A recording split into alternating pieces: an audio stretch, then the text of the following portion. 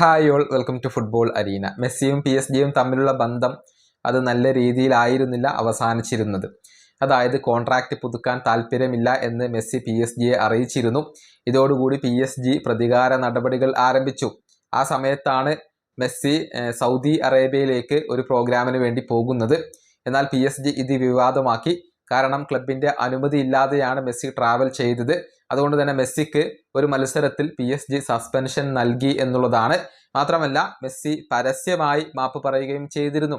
അതായത് സാമൂഹിക മാധ്യമങ്ങളിൽ ഒരു വീഡിയോ പങ്കുവെച്ചുകൊണ്ടായിരുന്നു മെസ്സി മാപ്പ് പറഞ്ഞിരുന്നത്. ഇത് വലിയ രൂപത്തിൽ വിവാദമായിരുന്നു.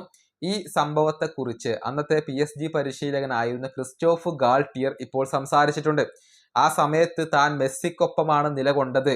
എന്നാൽ PSG ബോർഡ് തന്നെ സംസാരിക്കാൻ അനുവദിച്ചില്ല.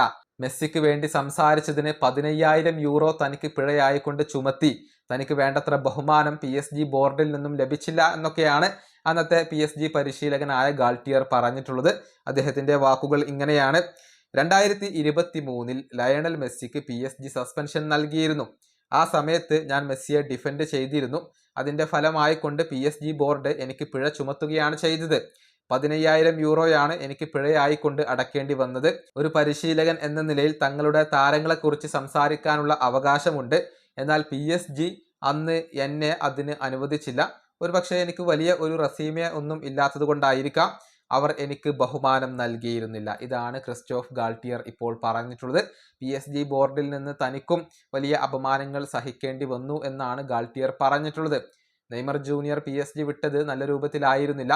കിലിയൻ എംബപ്പെ PSG വിട്ടത് നല്ല രൂപത്തിലായിരുന്നില്ല. അങ്ങനെ പല സൂപ്പർ താരങ്ങളുമായും PSG പ്രശ്നങ്ങൾ ഉണ്ടായിരുന്നു. പക്ഷേ ഇപ്പോൾ അങ്ങനെയല്ല കാര്യങ്ങൾ. PSG ലോകത്തെ ഏറ്റവും മികച്ച ടീമുകളിൽ ഒന്നാണ്. കഴിഞ്ഞ തവണത്തെ UCL സ്വന്തമാക്കാൻ അവർക്കിപ്പോൾ സാധിച്ചിട്ടുണ്ട്. ഈ വീഡിയോയുടെ അവസാനിപ്പിക്കുന്നു. അടുത്തൊരു വീഡിയോ കാണാം.